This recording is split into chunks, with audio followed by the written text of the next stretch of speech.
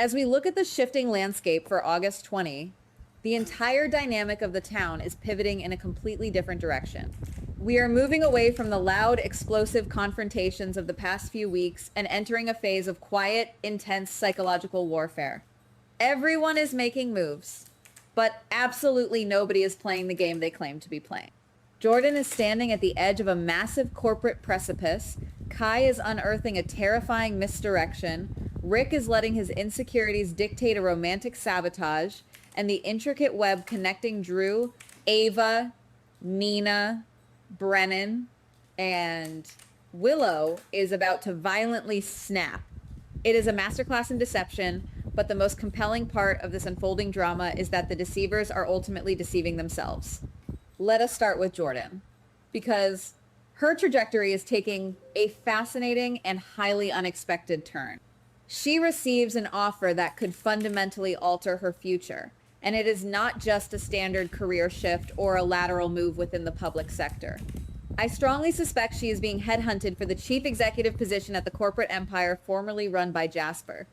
On the surface, this looks like a golden ticket, a chance for Jordan to step out of the gritty, morally ambiguous world of law enforcement and into the polished, elevated sphere of high-stakes global business. But this is where it gets interesting. Power of that magnitude never comes without a hidden cost. And I believe this executive chair is tethered to a massive, buried secret that Jordan is completely oblivious to. Think about Jordan's history and the core of her character. She is a woman whose entire identity has been forged in the relentless pursuit of truth, often at great personal and professional cost. We have seen her navigate the treacherous waters of the police department, dealing with the fallout of violent crimes and the lingering ghosts of her past investigation. To place a truth seeker at the helm of a massive corporate entity is a brilliant narrative paradox. Corporations thrive on buried truths, managed optics, and strategic silence. If Jordan accepts this role, she isn't just taking a job, she is walking blindly into a meticulously constructed trap. The secret attached to this company could force her to compromise the very core of her moral compass, turning the seasoned investigator into the unwitting guardian of a corporate nightmare. Speaking of being hunted and falling into traps, we have to talk about the chilling realization slowly dawning on Kai. He starts to notice something deeply unsettling about Quinn's behavior, particularly Quinn's constant hovering proximity to Trina. At first glance, it looks like a classic case of an unwanted watcher, a straightforward and easily identifiable stalking scenario. But I do not think Quinn is simply watching Trina. That is too simple, too obvious for the kind of warfare currently being waged. In the world of tactical manipulation, you always create a loud, visible distraction to hide the quiet knife. Quinn's glaring presence around Trina is likely a calculated smokescreen, a sleight of hand designed to keep everyone's eyes on him, while the real, catastrophic danger maneuvers into position unseen. When Kai digs deeper into this anomaly, the horror of the situation will likely crystallize into something truly terrifying. Trina, who has already endured so much collateral damage from the wars waged by her parents and their myriad of enemies, is unwittingly being pulled into a much more expansive and dangerous conspiracy. Kai's mounting fear for Trina is entirely justified because the intelligence he is gathering points to a threat that doesn't just want to observe her, it wants to use her.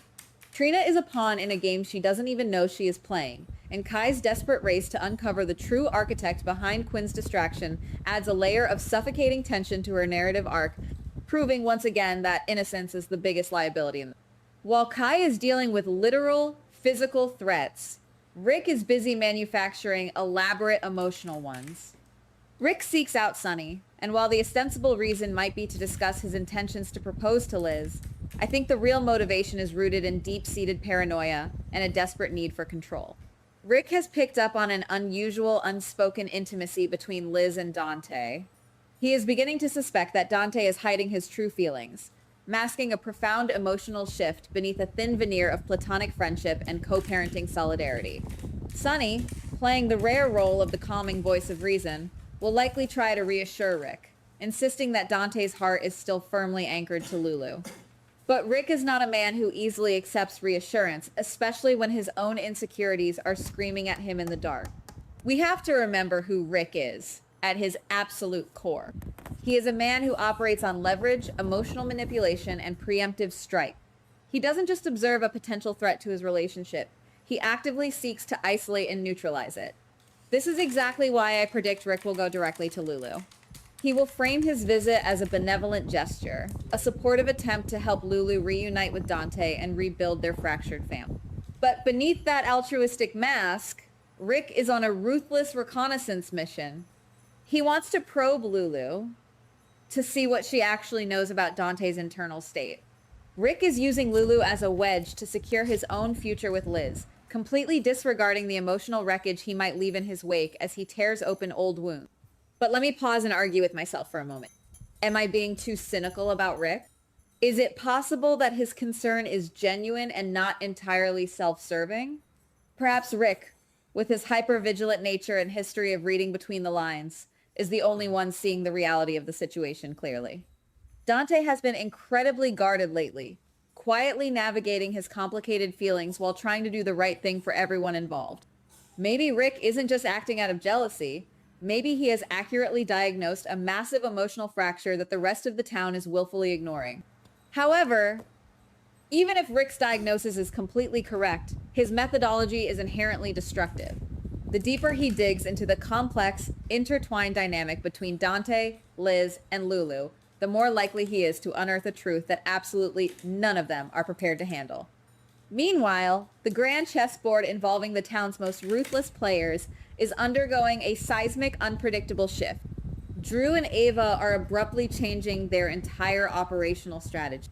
Instead of maintaining their laser focus on destroying Sunny, they pivot sharply, realizing that the actual linchpin to their ultimate success or their devastating failure is Nina. Ava will undoubtedly be caught off guard by this sudden change in direction, as she has spent so much energy plotting against her former lover. Drew is a tactician, and if he is convincing Ava that Nina holds a secret capable of obliterating all their meticulously laid plans, then the stakes have just exponentially increased. They are no longer fighting a war of attrition against a mob boss. They are targeting the emotional center of the board. Nina, bless her heart, is completely oblivious to the crosshairs resting squarely on her back. She has no idea she has become the primary target of this new alliance until she has a fateful encounter with Brennan. But this is where the narrative takes a brilliantly dark and twisted turn. I strongly suspect that Brennan is not going to warn Nina about the impending threat from Drew. Instead, Brennan is going to execute a masterful psychological redirection. He is going to manipulate Nina into believing that her greatest, most immediate danger is actually Willow. By feeding Nina's existing anxieties about Willow's escalating tension with Michael, Brennan isolates Nina, making himself her only perceived ally in a world that suddenly feels incredibly hostile. Look at the sinister dynamic Brennan is cultivating here. He is urging Nina to strike first, to take preemptive, aggressive action before Willow does something irreversible that destroys their family completely. But we have to ask ourselves, who does this actually benefit? It certainly doesn't benefit Nina, who is being pushed into a reckless, heartbreaking confrontation with her own daughter. I believe Brennan is entirely manipulating Nina. The leverage, the supposed evidence he claimed would control Drew and protect Nina, was likely never about her safety at all. Brennan is molding Nina into a weapon, a pawn he can deploy to create chaos while he advances his own hidden agenda. He is the puppeteer, and Nina is dancing on his strings without ever seeing the hands that guide her. And then there is Willow. Sweet, supposedly fragile, constantly embattled Willow, who is about to flip the entire narrative on its head. Willow issues a chilling warning that no one is going to walk away from this situation unscathed.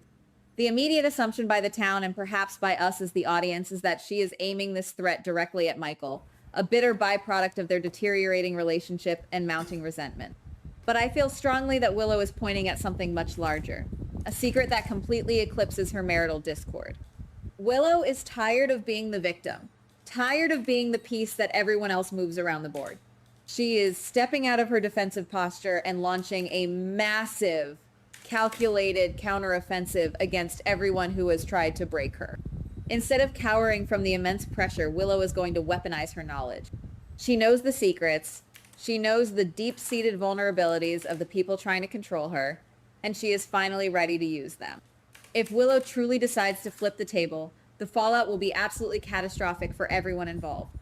Nina, who thinks she is preemptively protecting herself, Brennan, who thinks he is the ultimate untouchable puppet master, and Drew, who thinks he has outsmarted everyone with his strategic pivot, they all suddenly become vulnerable targets in Willow's crosshairs. She is using the very pressure they applied to her as the fuel for her retaliation, proving once and for all that she is far more dangerous than any of them ever anticipated. This is the most breathtaking reversal of the entire storyline. For months, we have watched these characters plot, scheme, and backstab, fully believing they hold the reins of absolute power. Brennan thinks his psychological manipulation of Nina is flawless. Drew thinks his strategic pivot will secure his final victory. But the ultimate irony is that Willow, the woman they all viewed as a mere complication or a convenient pawn, is the one silently seizing absolute control of the narrative. She is not trapped in their elaborate conspiracy. She is the one methodically locking the doors from the inside. It is a stunning evolution of her character, transforming her from a passive survivor into an active, formidable architect of their collective downfall. So, as we watch Rick stumble blindly through his paranoid investigations of Dante, Liz, and Lulu, as Jordan contemplates stepping into a corporate minefield disguised as a promotion, and as Kai desperately tries to shield Trina from an invisible, looming predator, the real masterpiece of deception is happening right in front of us. Nina believes Brennan is her savior, completely blind to the agonizing fact that he is leading her directly to the slaughter. But the ultimate truth, the lingering thought that should keep everyone in Port Charles awake at night is this. When the dust finally settles and the grand design is revealed, the person everyone spent all their energy trying to defend against will not be the one holding the map. The real danger is the one who has been quietly holding the gasoline all along. Goodbye. Please like, subscribe, and comment on the GH Spoilers Daily channel.